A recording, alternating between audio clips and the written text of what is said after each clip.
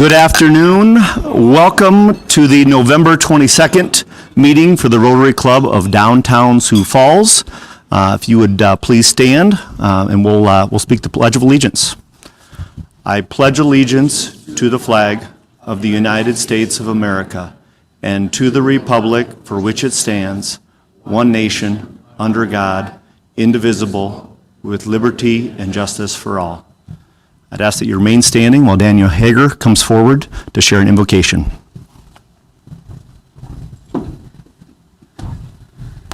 Please pray with me. Lord, we thank you for a chance to gather together and spend time learning, Lord. We know that there are difficult topics to discuss. We pray that we'd be a group who doesn't tolerate evil in the world and tries to learn how we can have an impact on not only our community, but a broader sense of the people that we encounter in our lives and around us. Lord, I thank you for people who are willing to discuss them with us. Pray for Becky, Jennifer, and Kevin. Lord, pray that you'd bless them and in turn bless us. Lord, we thank you for all of the blessings that you've given us.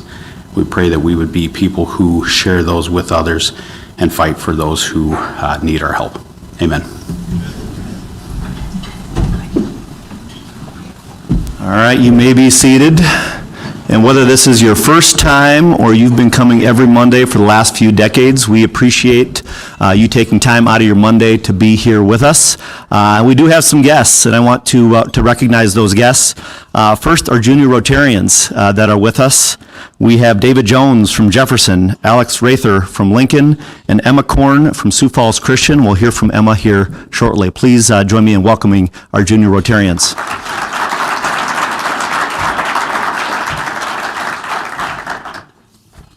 And Tommy, if you have a mic, we'll have that available for folks to introduce their guests. We have Reagan Smith. You have a guest. Yes, Rotarians, I'd like to introduce Mike May. That way, folks listening at home can hear us too. All right. Thank you. Rotarians, I'd like to introduce Mike May with JDS Industries. Welcome, Mike. Thank you, Reagan. Shelley Johnson, you have a guest. Thank you, Tony and fellow Rotarians. I'd like to introduce my guest, Tracy Saithoff. Tracy and I worked together for many years in the advertising industry, and she's a very talented marketing professional. I'm honored to have her with me today. Welcome, Tracy. Thank you, Shelley. Joe Kipley, you have a guest. Thank you, President Tony, fellow Rotarians.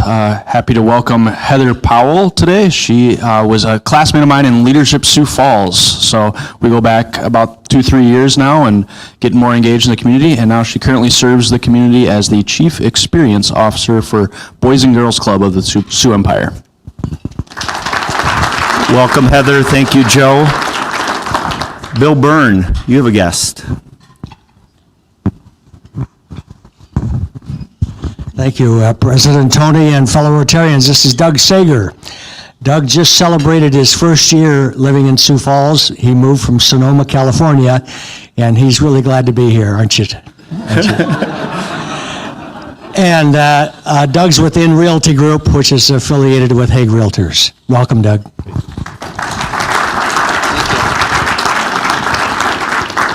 Doug, welcome to Rotary and welcome to the state of South Dakota. Great to have you. I have a couple guests. Nancy Coons, if you would please rise. Nancy leads up our retail banking team at First Premier Bank and is also a classmate of Jennifer Rollins in Leadership South Dakota. So great to have you here.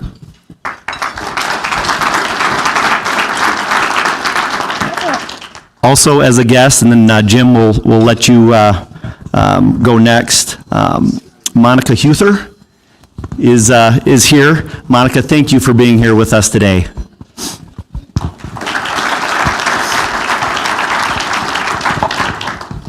All right, Jim Schmidt. President Tony, Rotarians, it's a pleasure for me to be here this afternoon. I'd like to first introduce the newest member of Rotary. Hugo Barron. Please stand, Hugo. Hugo is the new president of the Sioux Empire Housing Partnership. So welcome him. And Kathy, would you... And this young lady is the Director of Education for the Sioux Empire Housing Partnership, Kathy Anderson. Thank you. Welcome, Kathy and Hugo. Eric Erickson.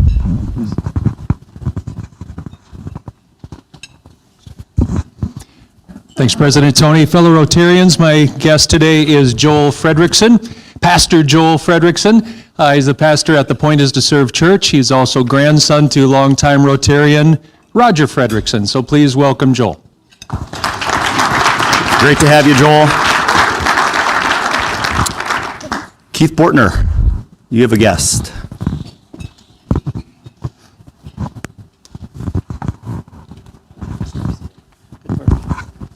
Hello, fellow Rotarians. I'd like to introduce Jackie Payne.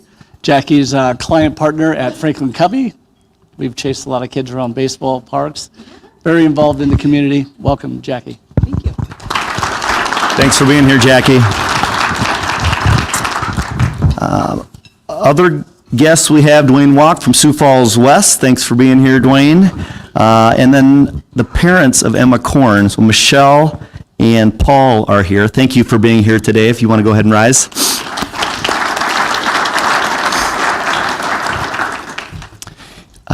And then Laura Miley, a counselor at Jefferson. Thank you for being here. And just a reminder, this is the second week in a row we've had more than a page of guests, which we love to see. We have about 8 days left in our Each One Bring One membership drive here this month. We're off to a great start the first 3 weeks. But as you are thinking of those leaders in your life, we appreciate you considering extending an invitation to them to join our club and be part of this community. So thank you for Laura Mitchell and your committee's work on the membership side. It's one of our 3 pillars, and with each leader we bring, we get to be a stronger club and a stronger community. So thank you for your effort on that. And speaking of new members, we're going to induct 2 today. I'm going to ask Tom Simmons to come forward. And while he does, his new member can also join us at the stage. And we'll allow Tom just a few moments, and then we want to hear from Greg as well. We just would love this opportunity to hear from our new members as they join our club. With that, Tom. Thank you, President Tony. Well, fellow Rotarians, it's my privilege to introduce you to Greg Lafollette, who probably doesn't need much of an introduction because he's a pretty well-known guy around the community.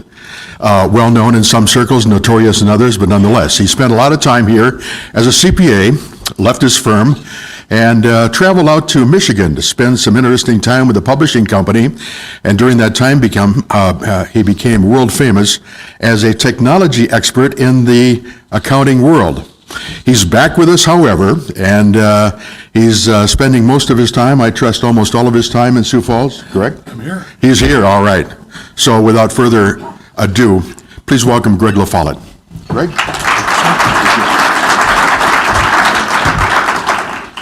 Thank you to Downtown Rotary. This is my 3rd time speaking to Downtown Rotary. I was a GSE team leader to Brazil a dozen or so years ago, and I got to share my program with him when I came back. But the first time I got to speak to Downtown Rotary was in November, because I look back, November of 1995, that would be 26 years ago. I did a program, was asked to do a program about this new thing on the internet called a homepage. And so I described what our firm had done. We had the first homepage for any professional organization in the state, and that was pretty exciting. At the end of that presentation, I held up my business card, and I said, on my business card, there is a thing here called an email address, and someday you will all have that on your business card, and you guys laughed at me out loud. And I still blame you for it. I'm glad to be back in Sioux Falls. I've been a Rotarian for 44 years, and Sioux Falls is home, and so I consider Downtown Rotary home. Thank you very much.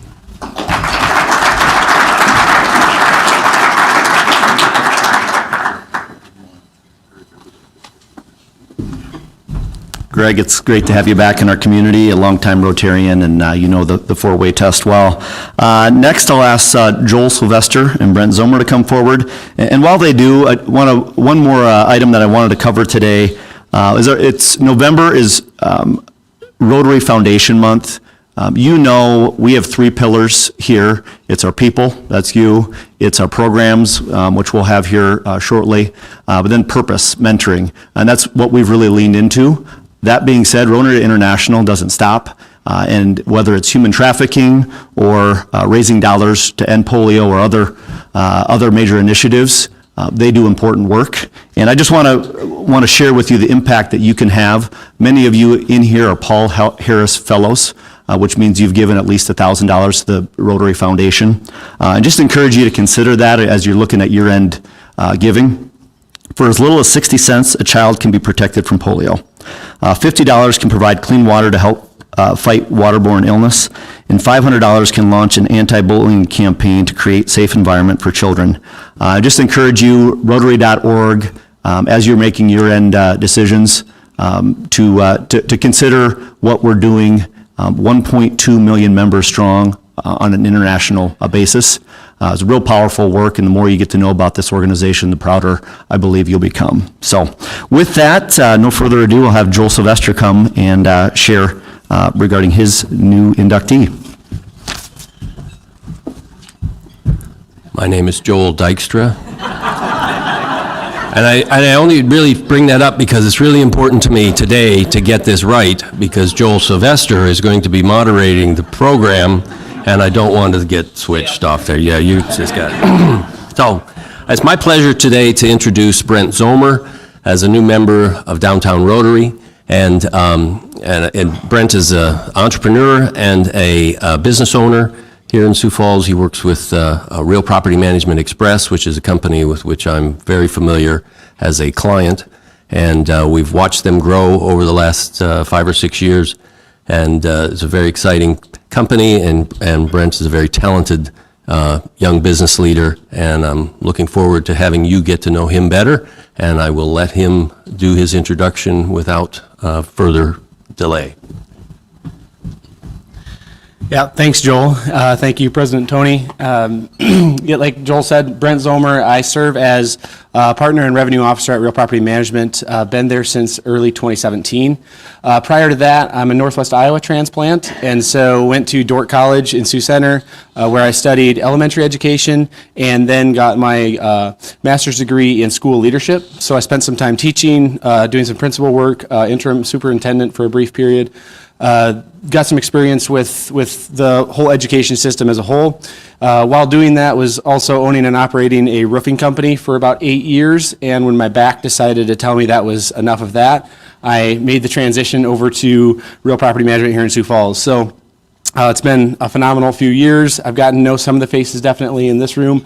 Looking forward to doing that much more over the course of time. So I do have a family, lovely wife Ashton. She works at Amy Stockburger Real Estate. And then we have a 2-year-old son named Liam, and expecting our second in April. As far as what I'm looking forward to with the Rotary specifically is Joel suggested it would be a really good idea to join up. I did a little research, and as soon as I got to the 5th value of leadership, I was pretty well sold. It's one of the very key things within our organization that we try to study and really sharpen each other on. And so when I look around this room here, President Tony, folks like Joel speak, I know that being surrounded with folks like that will only sharpen me in that realm. And I look for ways to contribute with anyone in this room if they want to know more about real estate, or if I can clarify anything with what we've encountered with issues with hiring in today's market, or issues with business systems. Trust me, we've failed 100 times every month on those fronts. So I'd be happy to share any information on that front. So look forward to getting to know everyone in this room, and thank you very much to President Tony and Joel for inviting me over.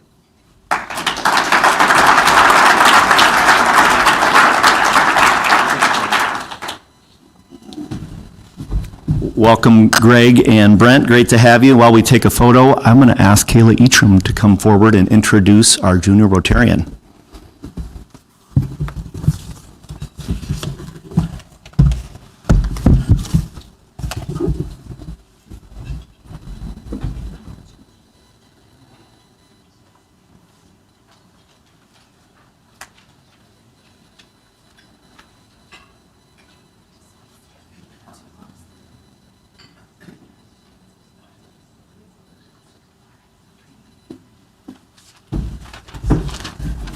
Good afternoon, everybody. Happy Monday.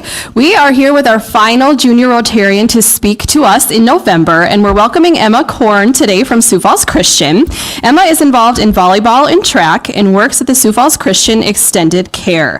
Her hobbies and interests include volleyball and reading, and she's planning to either attend Colorado Christian University or Northwestern College for her continued education, and she plans to be a social worker in a children's hospital. We want to again welcome her parents joining us today, Paul and Michelle, and please help me welcome Emma to the stage.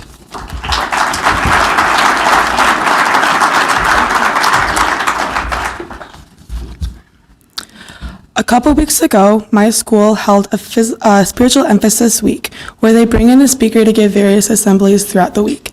This year, our speaker was Dr. Kathy Cook, founder and president of Celebrate Kids. Dr. Cook spoke on a lot of amazing topics, but one topic stood out to me above all the others, a topic on weakness. She told us, "Don't let your weaknesses win," and I started applying that to the weaknesses in my own life. April 14 of this year is a day that has forever changed me and for the better. Before April 14, I was a high school athlete with a dream of playing college volleyball.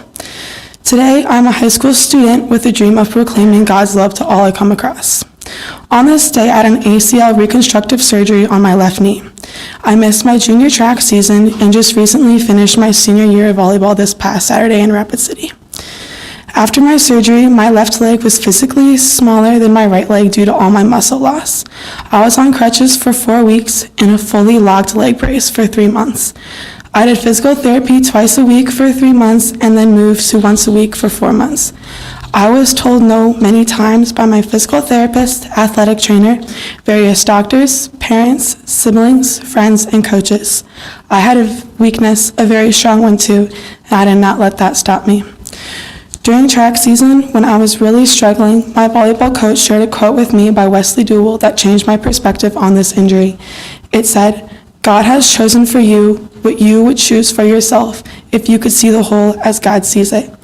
I knew that this injury and trial would work for my good, but I had a hard time believing it. A month ago, I had a level 2 assessment to test the strength of my left knee in comparison to my right knee. My left side tested extremely stronger and led me to testing out of physical therapy.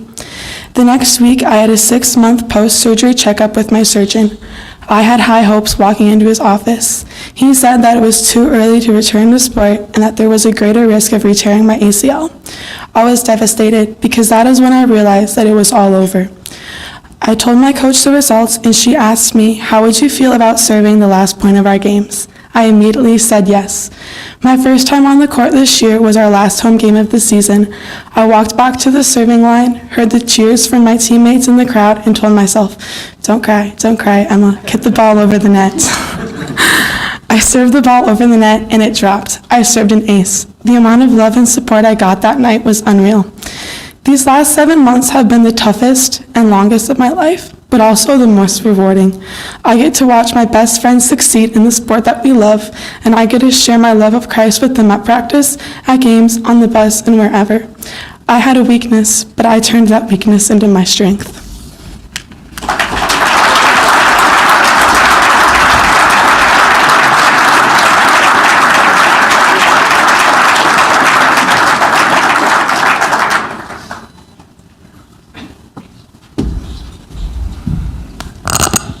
Thank you, Emma. Wow. Michelle, Paul should be very proud. Thank you and congratulations on your 5th championship in a row. I'm sure you envisioned it differently, but to be able to speak the way you spoke, you're going to impact a lot of people in this world, so thank you. Next, we're going to turn our attention to the program, and I'm going to share biographies before we go ahead and turn it over to Joel. Becky Rasmussen is the Executive Director of Call to Freedom, as well as a mother and soon-to-be wife. She is a public speaker, social advocate, and minister. In 2015, Becky established Call to Freedom, an anti-human trafficking organization based in Sioux Falls, South Dakota. Call to Freedom offers services across the state to ensure the safety and well-being of women, children, and men victimized by human trafficking. She draws on her experience of over 10 years working with nonprofits and ministries, as well as 12 years in mainstream media, television, and marketing to help Call to Freedom create a safe haven for victims and to build awareness of the grim reality of human trafficking. Thank you for being here, Becky. Next, we have Kevin Coloner. He is Assistant U.S. Attorney in South Dakota, where he has prosecuted a variety of cases ranging from white-collar to violent crimes. Since January 2013, he has served as Appellate Chief for the district, and he serves as a designated civil rights prosecutor. Starting in 2006, Coloner has successfully prosecuted large-scale human trafficking cases, including several sex trafficking cases that resulted in life sentences. He has conducted many training programs for law enforcement and for the general public on identifying, investigating, and prosecuting labor and sex trafficking cases. He has also represented the Department of Justice at international meetings of experts aimed at crafting multinational human trafficking policies. In 2009, he traveled to Jordan to train prosecutors and judges after the country passed comprehensive human trafficking legislation. Welcome, Kevin. Jennifer Rollins, who is joining us virtually, is a retired Air Force Lieutenant Colonel with having served 22 years in active duty as a B-1 bomber aviator. She was stationed throughout the U.S. as well as Europe and Africa and deployed a total of 10 times. Thank you, Jennifer, for your service to our country. She is a recent graduate of Leadership South Dakota and now devotes her time to multiple volunteer passions. Having grown up near the mountains in Utah, Jennifer has a passion for downhill ski racing and has served on the U.S. Ski Association Masters Division Board of Directors. Furthermore, she mentors and evaluates candidates as a college rep for alma mater, the U.S. Air Force Academy. Welcome, Jennifer. Thank you for being with us. And Joel, thank you for moderating this very important conversation today. With that, I'll let you take it from here. Okay. Thank you, President Tony. Well, I am the real Joel Sylvester. And I am listening to those bios. I am humbled to be sharing the stage with this group. And I will tell you that this program has been in the works for about a month.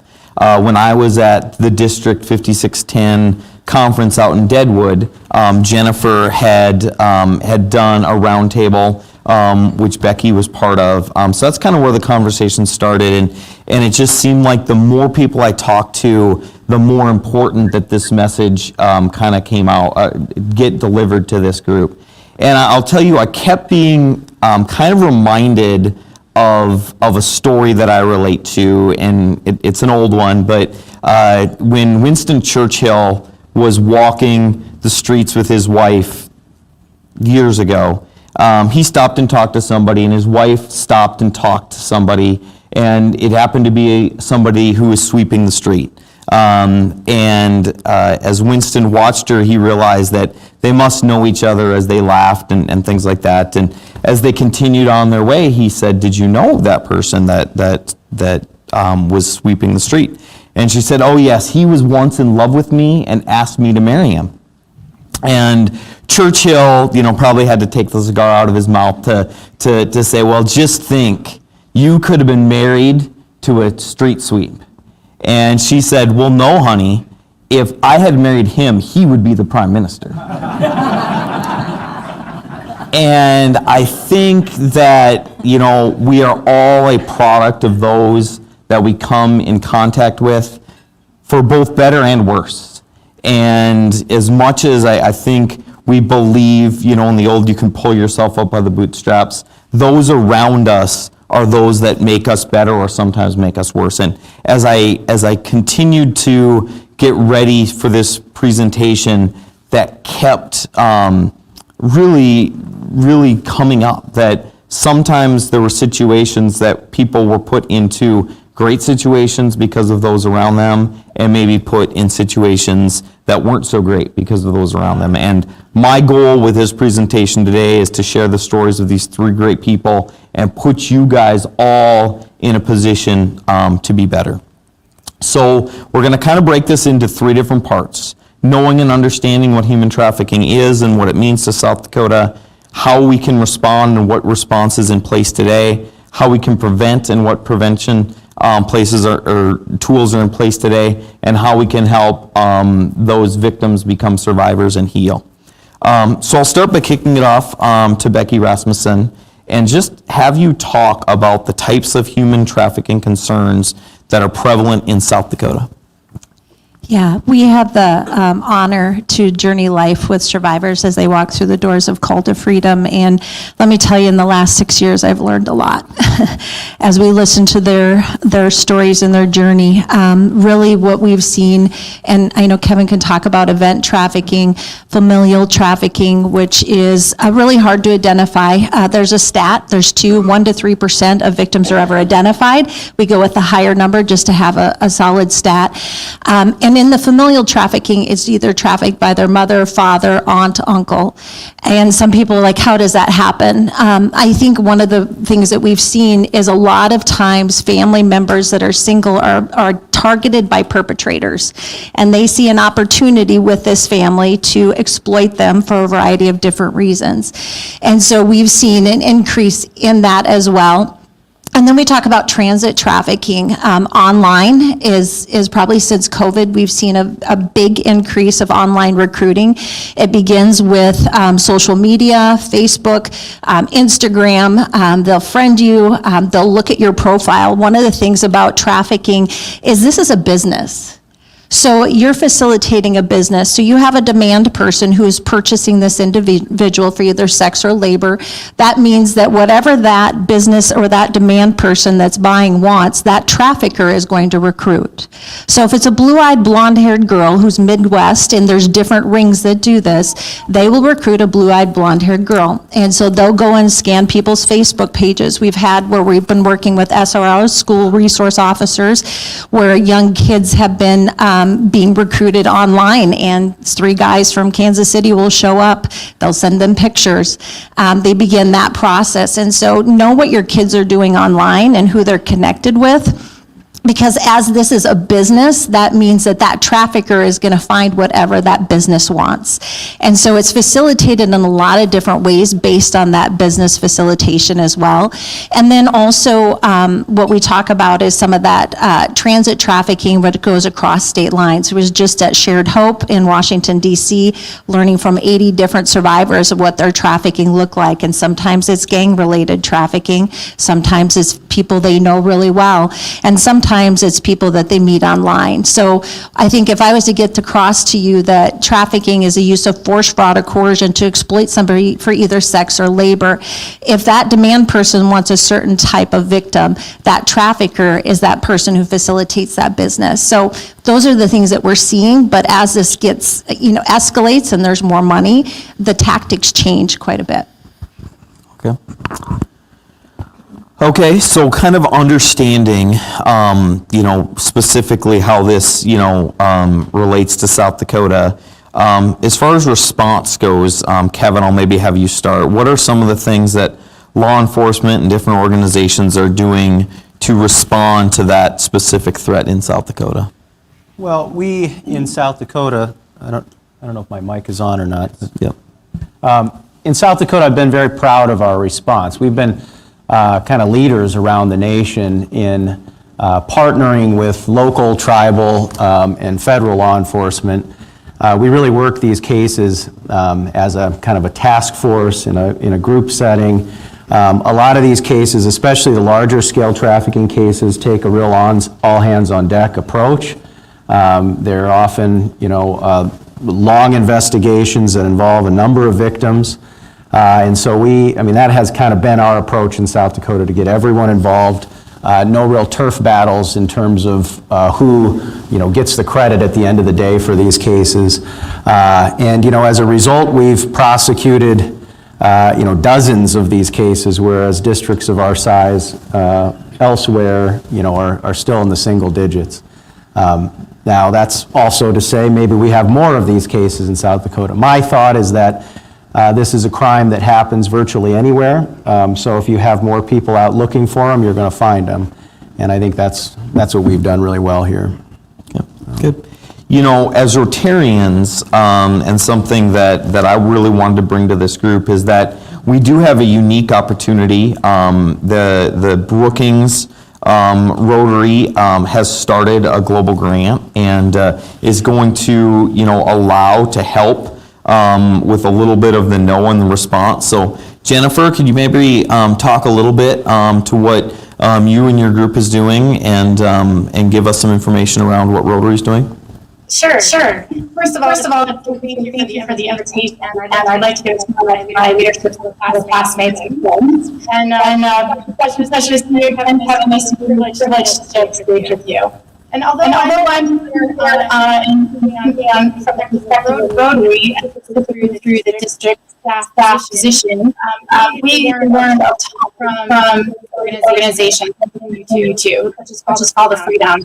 So if you're not familiar with mobile grant process, one of the first milestones that we have to do in designing the project is community assessment. And so that's when we have learned from these organizations how much of the heavy lifting they really do already, finding and extracting the victim support into positively reconnecting with the community. So we found that the urgent area that Rotary could emphasize is the awareness. By that, increase in awareness is prevention.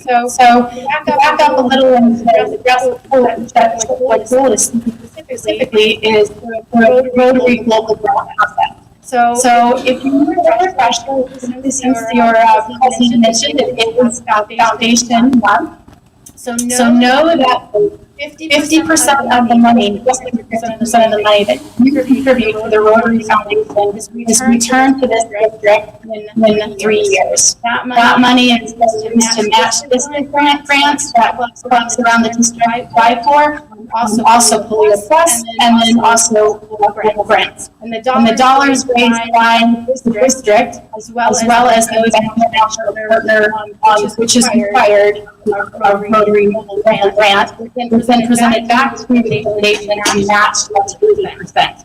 So to give you the foundation provided $3 million worth over the last 30 years. So if I'd like to go on for just a minute, what has Rotary done addressing this community thing on a bigger scale? So Rotary, it's RAGAS, definitely RAGAS, Rotarians Against Slavery, launched in 2009 at the Rotary International in England, and they are a group that provides data, resources, that kind of thing. And that meeting, so this is Rotary International, and literally just a couple of years ago, the Council of Resolutions is presenting to the Rotary International the resolution to encourage all Rotarians to work against modern day slavery. So basically, it is being considered as the focus area of Rotary after we eradicate polio.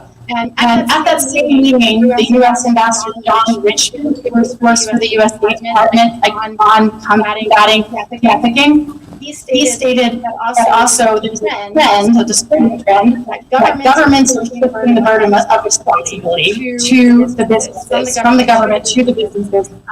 Most recently in Germany, and it is currently at the EU called due diligence, and it is moving that corporate philanthropy of kind of knowing if their supply trade has more sex trafficking to corporate clients that they must let their customers know that they are aware of that trafficking being done in their supply chain. So by extension, customers should raise their awareness.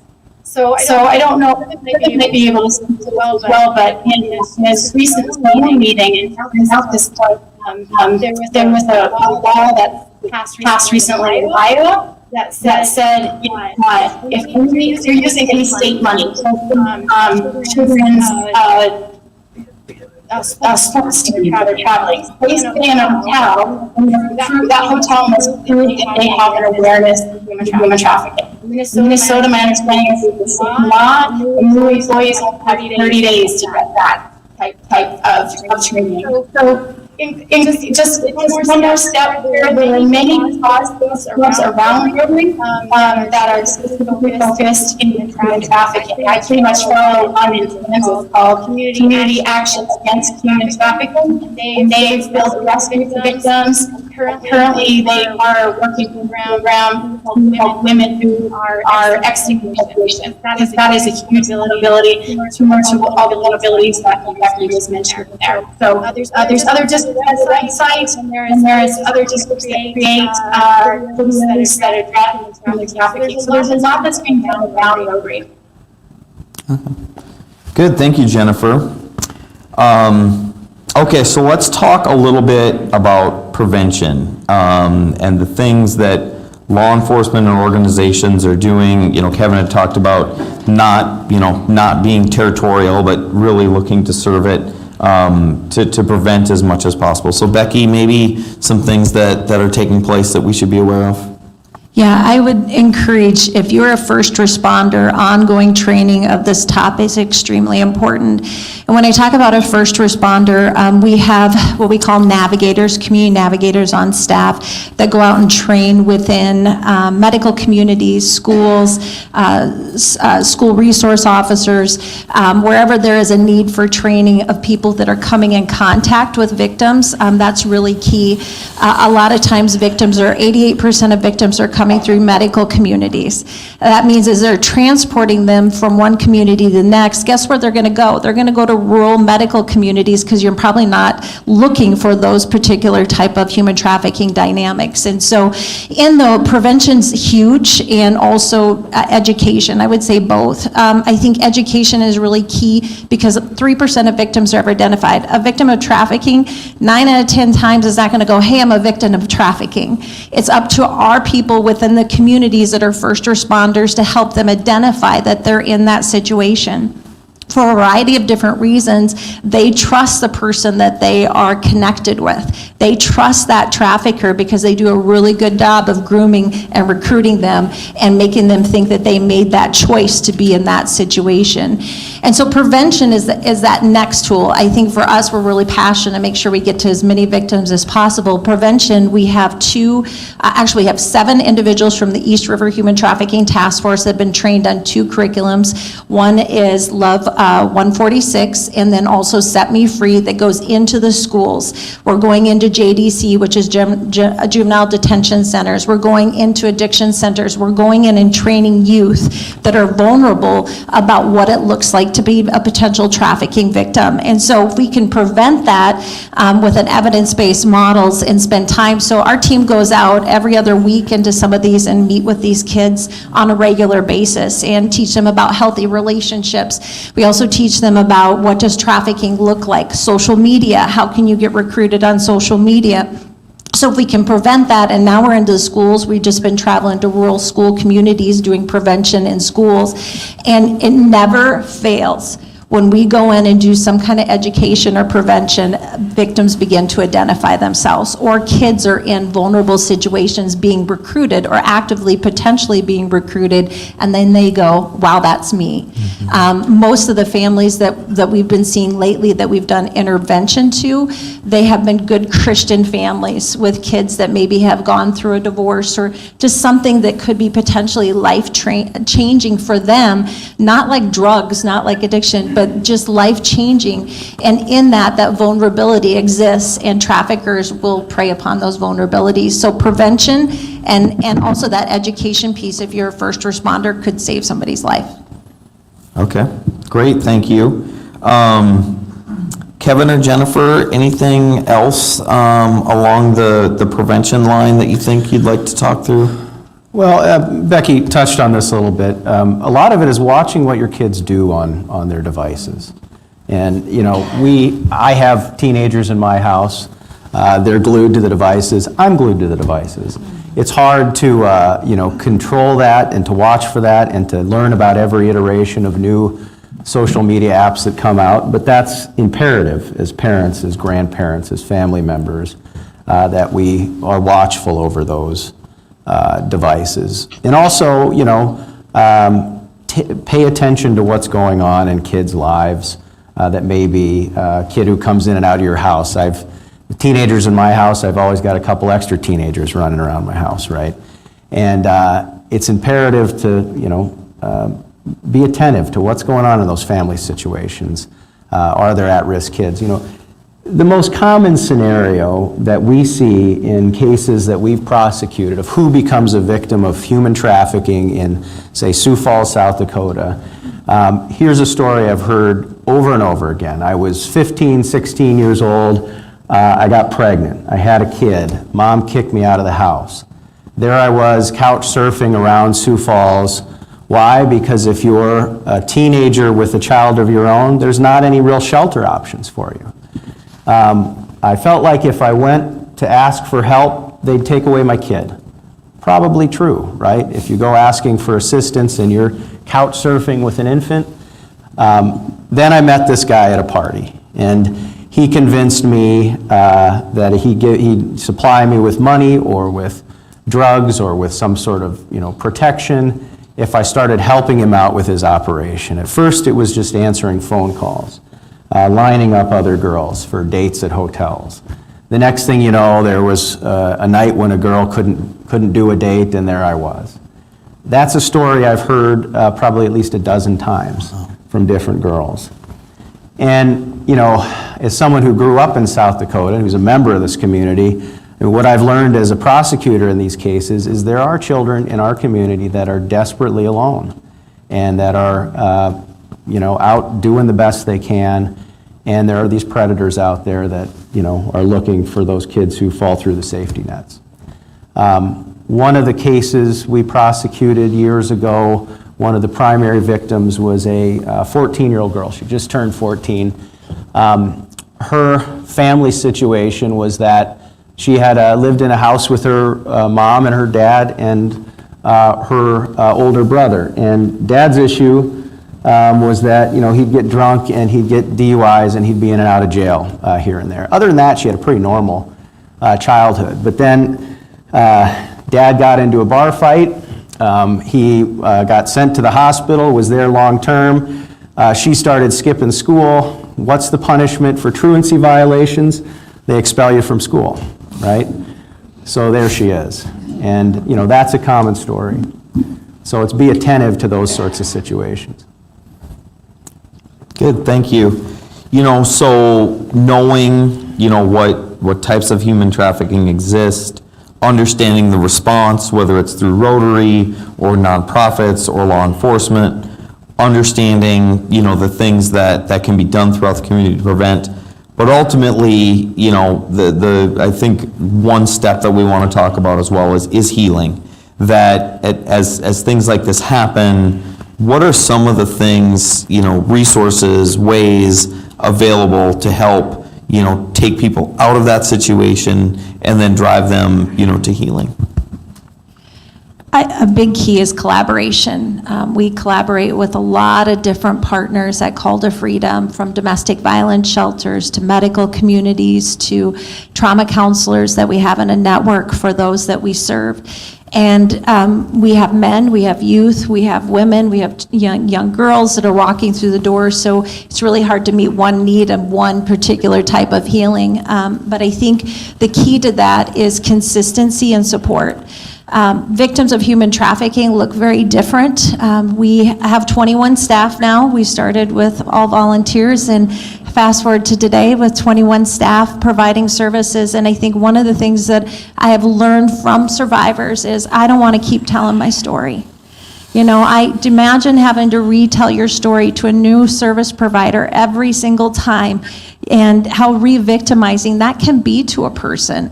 And so I think the key is to take that and support them in the process, but also a victim of human trafficking needs a lot of services.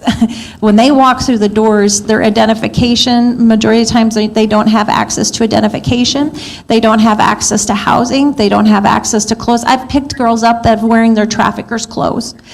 To even having the ability they have felonies or misdemeanors because their trafficker have used forced criminality against them. So there are a lot of barriers for a trafficking victim. And I remember picking one up from a mental health assessment, and she was sitting in the corner crying.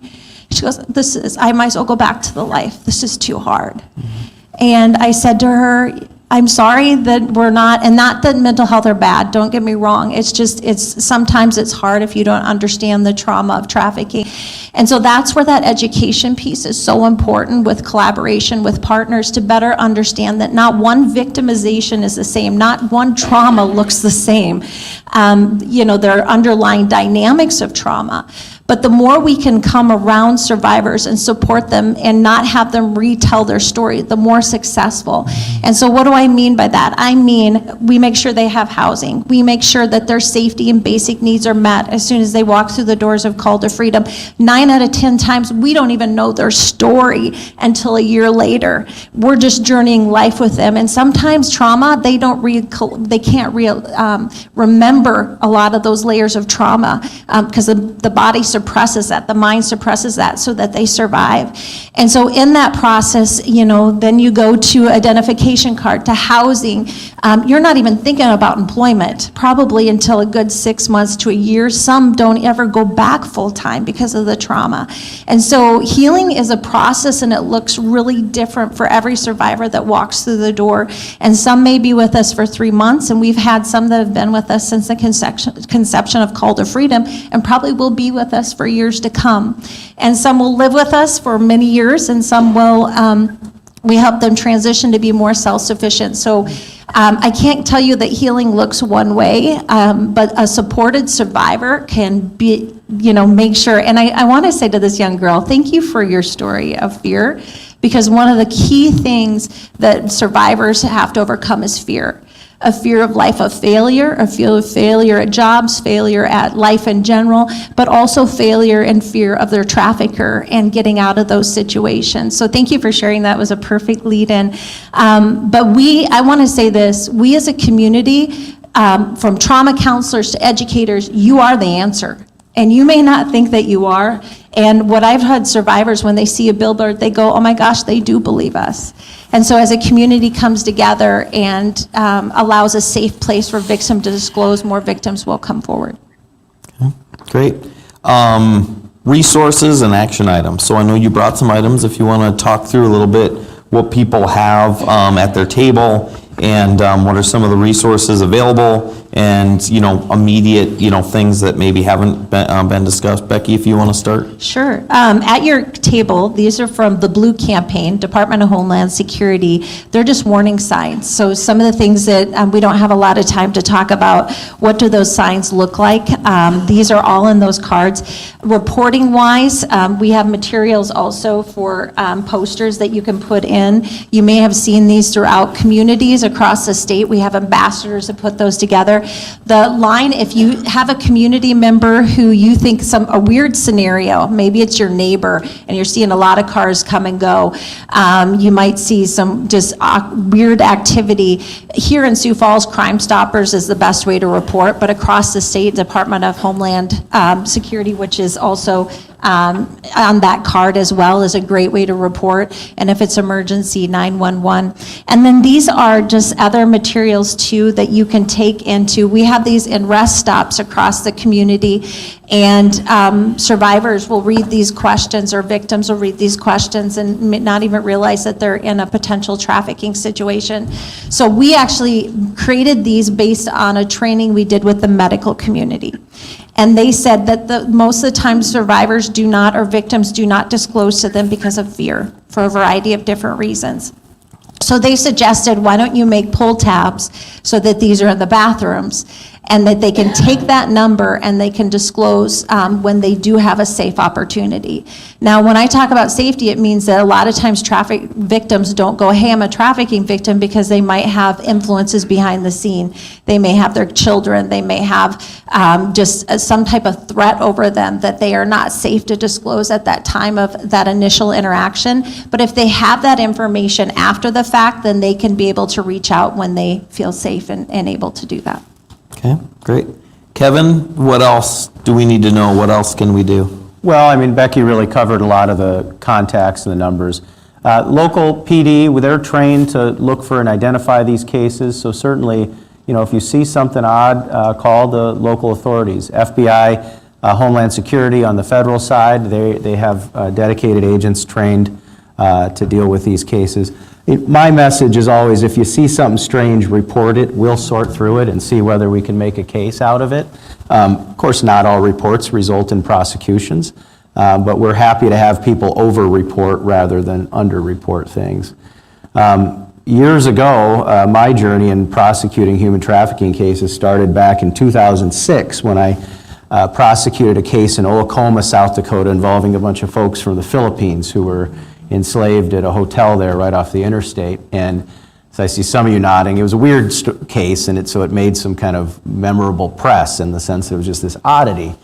And when we were preparing for that trial, I walked around Chamberlain and I was just talking to people. I was looking for witnesses, right, of what had gone on there. And I was talking to people. I had a number of people say, "Oh, you mean that weird guy with like 12 wives who lives over there?"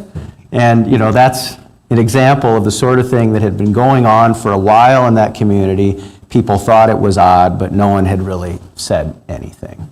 And so, you know, we hope that you let us know if you see something that you think is suspicious.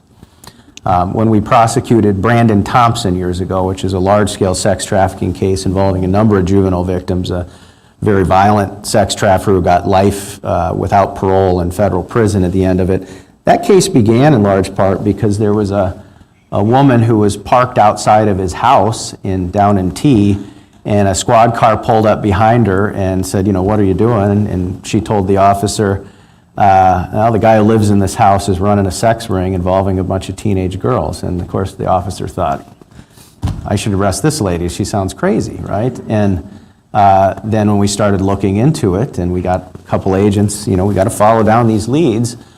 Sure enough, we found that his phone number was linked up to a number of online prostitution ads. All of a sudden, what this lady was saying didn't sound so strange after all. So a lot of these cases start with tips from the community where someone sees something odd and just takes a moment to call it in. So. Jennifer, anything to add based on your journey learning this through Rotary's eyes? Yeah, thank you very much. And I think that might be an echo, so give me a quick thumbs up if you can hear me okay in the room. Okay, I'll continue. And let me just say real quick on the intervention piece too. I talked a second ago.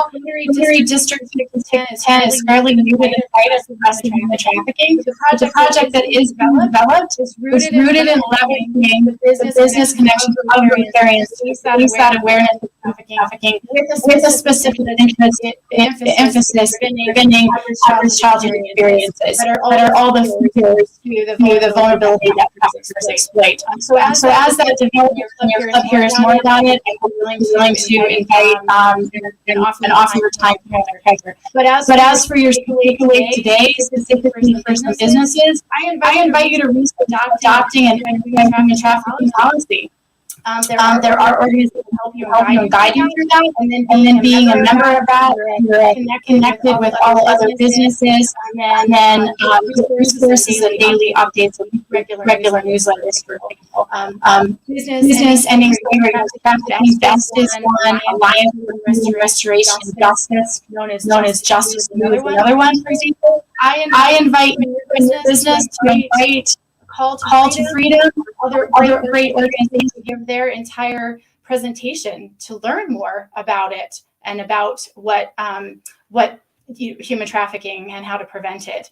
And then just the other websites that are Rotary related to human trafficking, rotaryendht.org, and from which we built our project website. So you can go to our project website, which is rotary5610ndht.org. And then, you know, if you find other organizations, like I said, invite them in, and then know who to call, like Becky and Kevin added. Know who to call to actually make that action. And I suppose the other thing that I'll just leave with is, you know, anything that positively affects a child is important. You know, be that trusting adult. But if you actually see human trafficking, it is not advisable for you individually to intervene. That's not safe for you unless you are very well trained in that. And also, if you pass that tip, you may never actually know if that leads to an arrest. Kevin could probably talk about that. But know that you're doing the right thing by taking notes of what you see and reporting to the appropriate agencies what you see. Thank you. Any questions from Rotarians?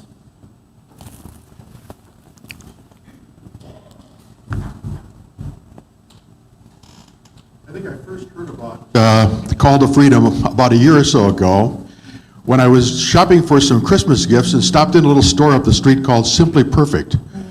And I saw a candle there called the Freedom Candle, and I can't tell you, for about 15 minutes, the store clerks were telling me this incredible story. Can you elaborate a little bit on that program? Yeah, absolutely. That's called a community coming up with really good ideas on how to support a survivor. So Penny over at Simply Perfect and Beth, they facilitate what's called Freedom Studios.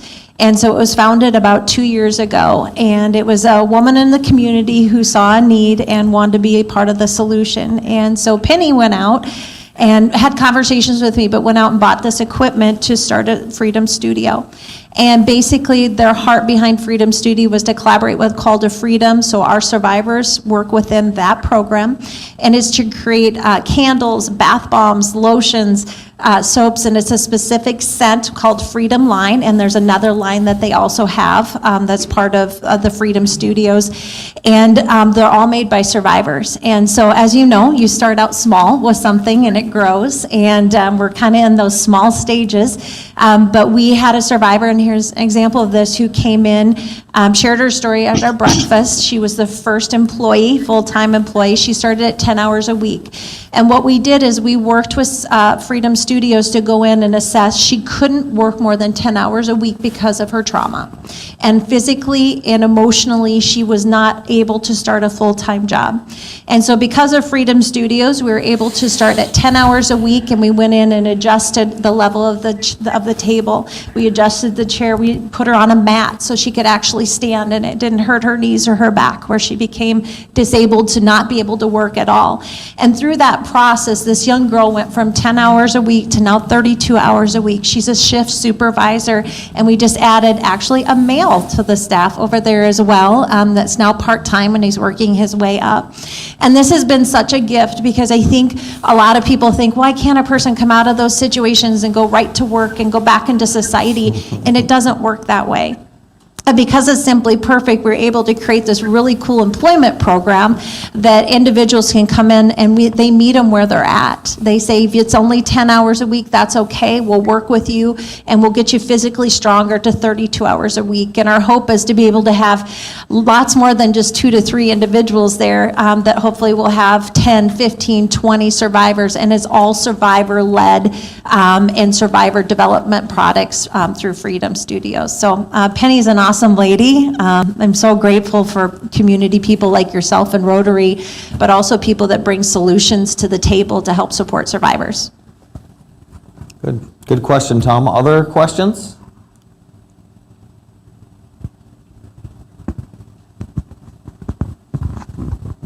Hi. Thank you for all the services, and I think this is a great opportunity for us to learn more about human trafficking. I have 2 questions, if you can answer one. What does housing look like, short-term and long-term, if you can elaborate on that? And then also, are there international resources for those victims that have been victimized in a way where there are relatives in their country who, depending on their result here, they may also be victimized?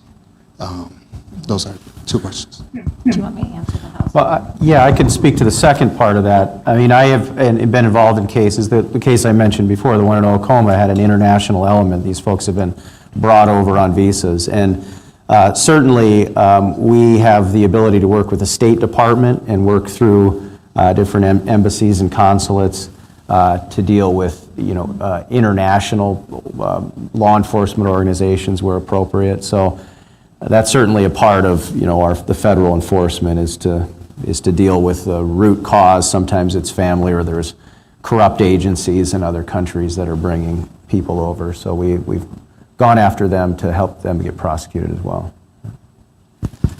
And so also TVAP is a really great, and they work a lot with international, their anti-human trafficking group. They'll also connect you with attorneys. Sometimes that starts at that attorney level. So being able to navigate some of those foreign national policies is very interesting in our labor trafficking cases, and I'll leave that there. And then on housing, sir, housing comes in stages. So currently, emergency housing, we have a couple different elements we use. We work a lot with domestic violence shelters. We love them. Children's Inn, Watertown Beacon Center, just our surrounding areas are our friends. In a domestic violence shelter, a lot of times trafficking victims will qualify for services in domestic violence shelters, and they can stay there anywhere from 30 to 45 days. After 45 days, it's time to transition into another housing. So really, in that amount of time, we're able to say, what does safety look like for you? Sometimes Sioux Falls is no longer a safe place for these individuals, or it may be the threat, or it's their impression that they're not safe. So whatever fear looks like to a victim. So then we work on that next step. If they don't qualify, we have emergency housing apartments that we use to house them. That second step is what we call supportive living.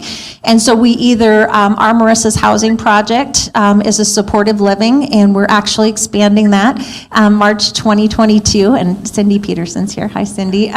She's been involved with that process, and that is supportive living, which they can live there anywhere from 6 months up to 2 years and really teach them skill sets to get jobs.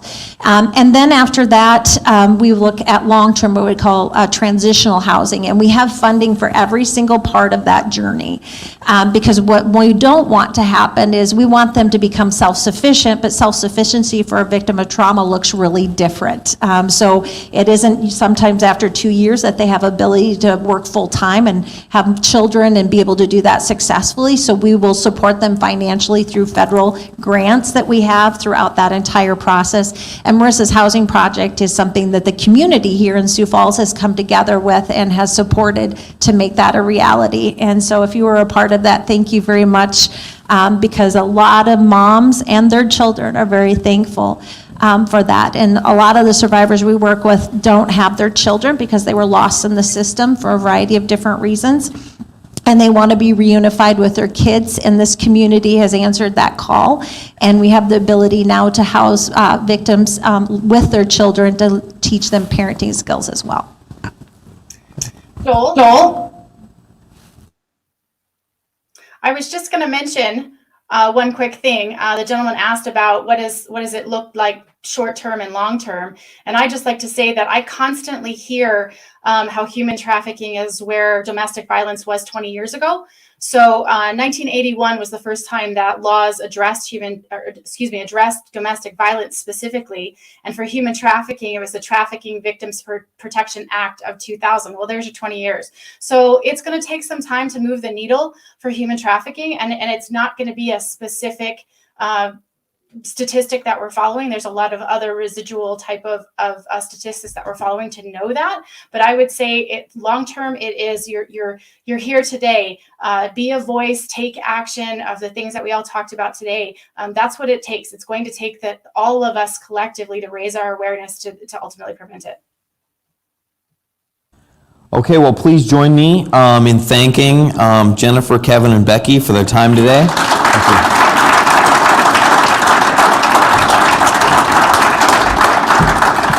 Thank you, Joel Sylvester, and thank you, Becky, Kevin, and Jennifer for shining light where there's darkness and for bringing hope to those that are suffering right here in our own community, in our own state. So we appreciate what you do, and I want to help you help others as you journey forward.